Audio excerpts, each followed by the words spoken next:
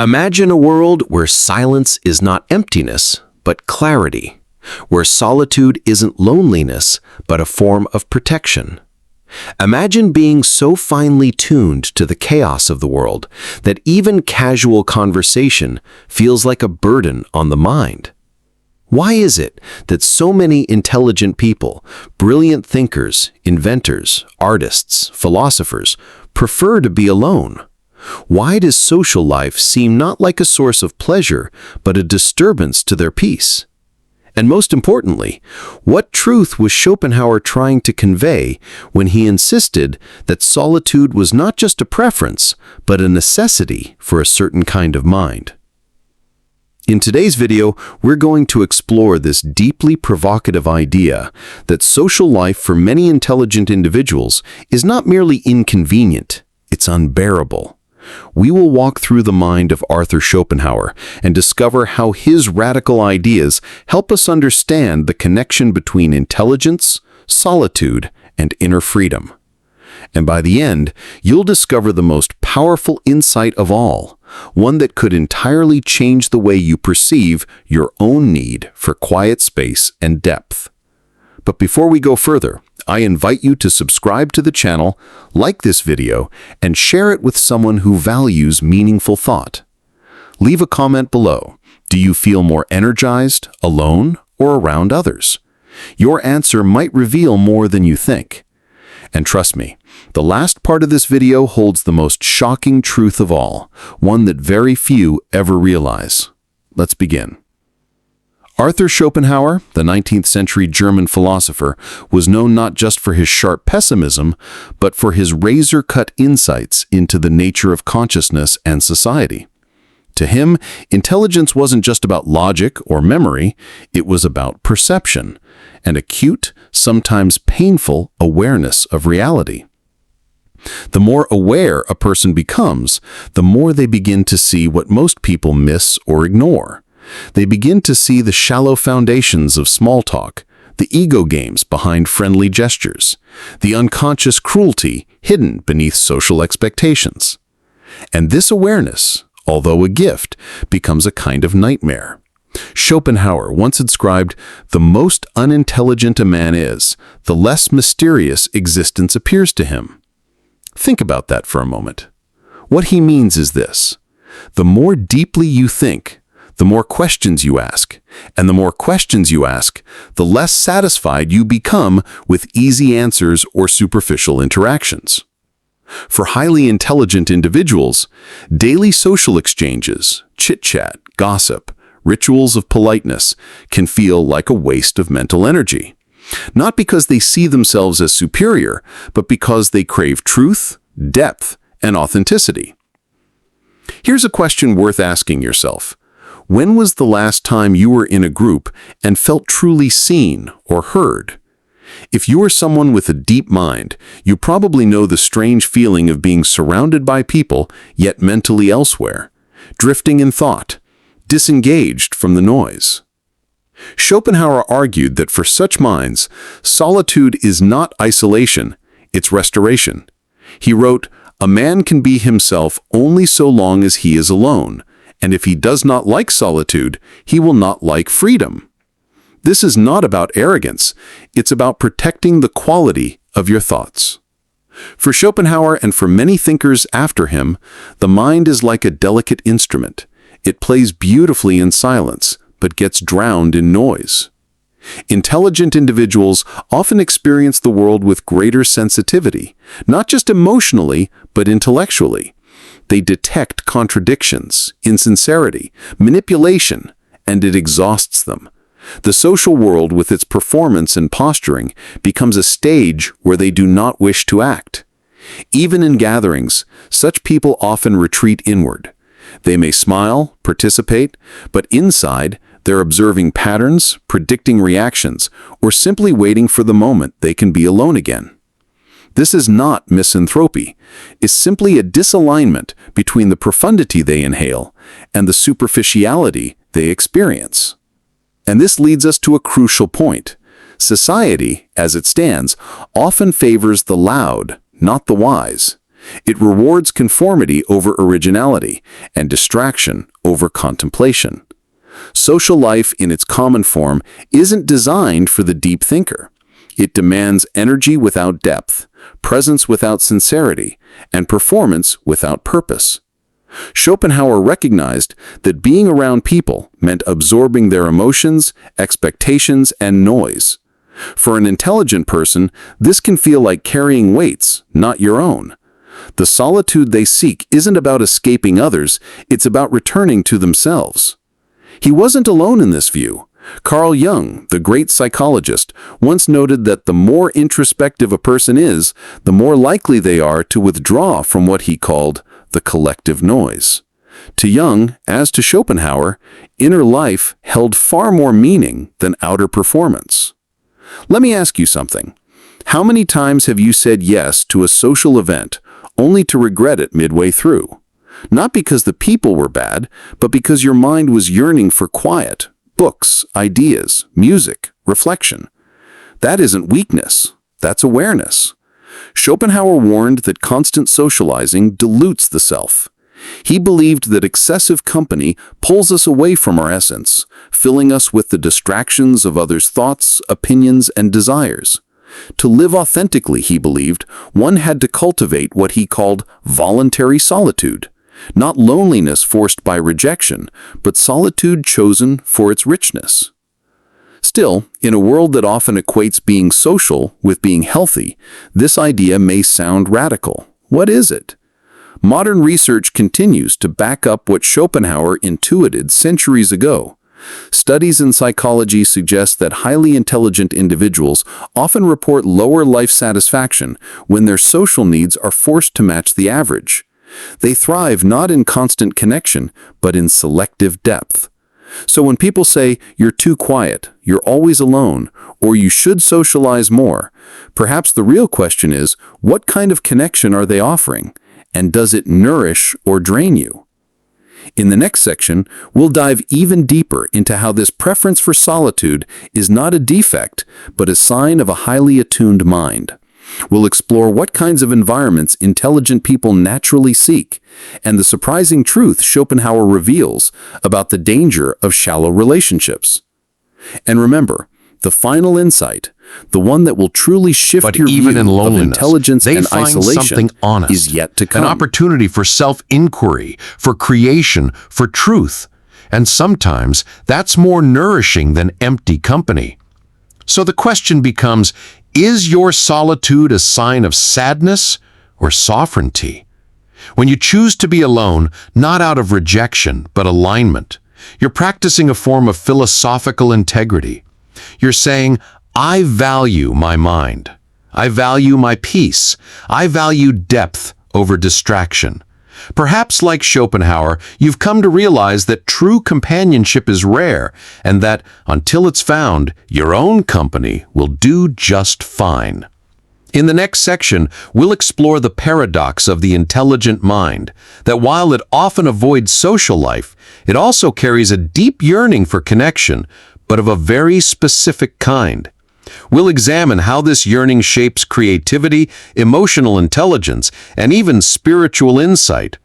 And of course, the final part of this video will deliver the most profound realization, one that ties everything together in a way that may forever change how you understand solitude, intelligence, and your own inner journey. What if I told you that solitude for the intelligent mind is not only a refuge from noise, but also a vessel for a rare kind of connection? This is the paradox Schopenhauer helps us confront. Intelligent people may avoid superficial social life, yet they often possess a deeper capacity for connection than most. But the connection they seek isn't casual, it's sacred. Behind the silence and distance, there exists a longing, not for crowds, but for kindred spirits, not for popularity, but for understanding. They may go days without speaking to anyone, yet carry an inner ache, a yearning to be seen, not for their words, but for their essence. This type of connection is incredibly rare. That's why intelligent people are often alone, not because they hate people, but because shallow company only deepens their sense of isolation. In fact, studies in psychology and neurology have shown that intelligent individuals process relationships differently. They are more sensitive to emotional nuance, more attuned to inconsistencies in behavior, and more affected by inauthenticity. What seems like a harmless conversation to most may leave them feeling drained or even betrayed if they sense a lack of depth or sincerity. That's why they gravitate toward those few who speak the same emotional and intellectual language. Carl Jung described this phenomenon as the meeting of two souls. He said, "The meeting of two personalities is like the contact of two chemical substances. If there is any reaction, both are transformed." For intelligent individuals, this is the goal, not interaction, but transformation. So how does this affect their emotional life? Many people mistakenly assume that introversion or solitude means emotional detachment, but often the opposite is true. Intelligent people feel more, not less, but they channel those feelings inward, through thought, through creativity, through introspection. This is why so many great artists, writers, and philosophers throughout history lived in semi-isolation. Think of Emily Dickinson, who wrote thousands of poems yet rarely left her home, or Franz Kafka, whose internal world was so vast it spilled over into literature that still haunts us today. These were not people running away from life, they were engaging with it at a depth too intense for everyday interaction. And this brings us to an important realization. For intelligent individuals, solitude is not the absence of connection, it is the refinement of it. In solitude, they form deep relationships with ideas, with art, with memory, with future visions. They may sit in a room alone for hours, but in their mind, they are in dialogue with Schopenhauer, with Jung, with the universe itself. And sometimes these internal conversations are more profound than anything a dinner table can offer. This also explains their heightened creativity. Solitude is a crucible for innovation. It allows space for original thought, thought that is not filtered by group opinion or social expectations. Intelligent people often experience a flow state in isolation, where their mind stretches beyond limitations and discovers new perspectives. Albert Einstein once said, "The monotony and solitude of a quiet life stimulates the creative mind." He wasn't exaggerating. Studies have shown that solitude enhances both divergent and convergent thinking, two critical components of creativity. Divergent thinking allows the mind to explore many possibilities. Convergent thinking helps it refine those ideas into a clear solution. But solitude is not without danger. Left unchecked, it can become a prison instead of a sanctuary. Intelligent individuals, because they live so fully in their minds, can sometimes spiral into overthinking, melancholy, or alienation. This is where emotional intelligence becomes essential. True self-awareness isn't just knowing your thoughts, it's understanding your emotions, needs, and limits. Schopenhauer himself struggled with this balance. While he embraced solitude, his writings reveal a man who wrestled with bitterness and a deep sense of existential despair. That's the shadow side of high intelligence. It sees too clearly the flaws in the world, the illusions of society, the cruelty of fate. And without emotional grounding, this clarity can become unbearable. But when paired with emotional wisdom, intelligence becomes a tool not just for understanding the world, but for transcending it. So what kind of connection do intelligent individuals truly seek? Not entertainment, but resonance. They want conversations where masks fall off, where both people are willing to be honest, curious, vulnerable. They want silence that's comfortable, not awkward. They want relationships that respect their inner space, not demand they fill it. And when they find that, whether in a friendship, a partnership, or even a piece of art, they come alive. That connection nourishes them more than 100 superficial ones ever could.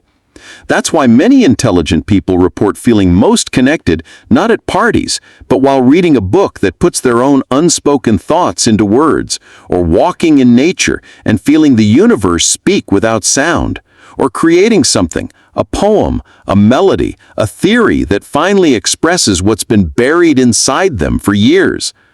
This isn't a rejection of people. It's a different way of relating. But it's also a harder path, because the world is not built for depth. It's built for speed, distraction, and surface. Y los individuos inteligentes a menudo se encuentran nadando contra la corriente, eligiendo reflexión sobre reacción, significado sobre popularidad y soledad sobre ruido. Y sin embargo, al hacer esto, descubren algo que la mayoría nunca lo harán, una profunda libertad interior. Porque una vez que dejas de buscar la validación de las multitudes, te conviertes en tu propio espejo. Una vez que dejas de temer el silencio, empiezas a escuchar tu verdadera voz. Una vez que dejas de necesitar compañía, descubres la magia de tu propia compañía. Constant interaction. You start choosing intentional connection. And this perhaps is what Schopenhauer meant when he spoke of solitude not as exile, but as liberation. In the final part of this video, we will uncover the most powerful truth of all. The secret reason why intelligent people not only prefer solitude, but need it to fulfill their purpose. A revelation so profound, it reframes loneliness not as a void, but as the birthplace of greatness. Now we arrive at the truth Schopenhauer hinted at, but never fully articulated. A truth that echoes not only through his work, but through the lives of many of the greatest minds in history. It's this: the solitude of the intelligent is not just a preference, it is the crucible of their purpose. Because deep intelligence does not exist simply to analyze the world, it exists to transform it. And transformation, true, lasting transformation, cannot come from noise. It comes from stillness, from introspection, from facing the inner world with such clarity and courage that what emerges is not just knowledge, but wisdom. This is what Schopenhauer was really pointing to. To be intelligent is not just to think more, it is to feel deeper, to see sharper, and to carry the burden of consciousness that others often escape through distraction. And solitude, that's where this burden is purified into insight. It is in the quiet hours when no one is watching, when there are no roles to play, when the mask drops, that the intelligent mind faces its raw truth. And in that moment, something extraordinary happens. The chatter fades, the false identities fall away, and what remains is essence. This essence is what the world needs. But here lies the paradox. The world demands it, but rarely understands it. Society praises intelligence when it produces results, technology, innovation, money, but often fears it when it questions norms, exposes illusions, or speaks uncomfortable truths. That's why the intelligent are so often forced to walk alone, because they are not here to reinforce the world's illusions. They are here to pierce them. But this piercing clarity requires solitude.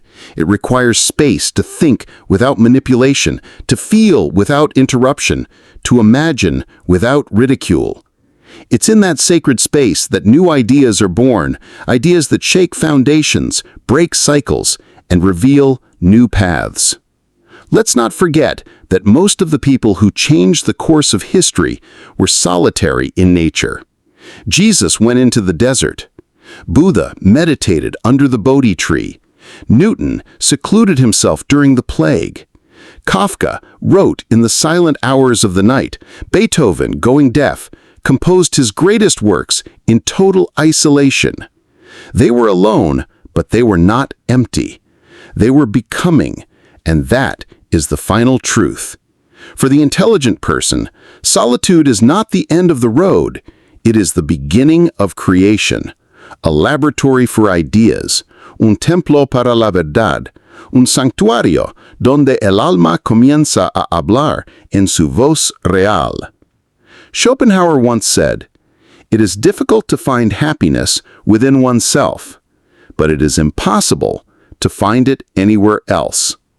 This is the most powerful revelation of all, that soledad no es soledad, es alineamiento, that social withdrawal is not weakness, it is refinement, that distance from the world is not exile, it is the place from which a new world can be envisioned.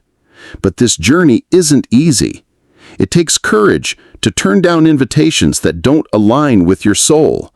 It takes strength to sit in silence when the world tells you to entertain yourself. It takes faith to believe that your inner life is not a prison, but a portal. And most of all, it takes wisdom to recognize that you are not broken for needing solitude. You are simply awake. You are awake to the beauty that only silence reveals, to the truth that only solitude can unlock, to the calling that only depth can answer. So the next time you find yourself craving quiet, withdrawing from noise, or choosing thought over talk, don't apologize. Honor it. Because in a world that constantly pulls you outward, your decision to go inward may be the most revolutionary act of all.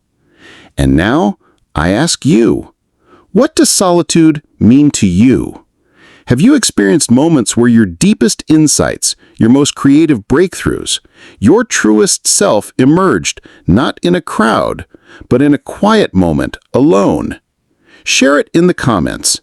Your story might resonate with someone who needed to hear exactly what you have to say. If this video moved you, subscribe to the channel, like the video, and share it with someone walking their own silent path. Someone who may need the reminder that they are not alone in their solitude, but joined by centuries of brilliance who walked quietly, deeply, and intentionally through this world. Because in the end, it is often the quietest minds that shape the loudest legacies. And the world doesn't need more noise. It needs more clarity, more courage, more people willing to walk alone so that others may one day find their way. Thank you for watching. Thanks for looking.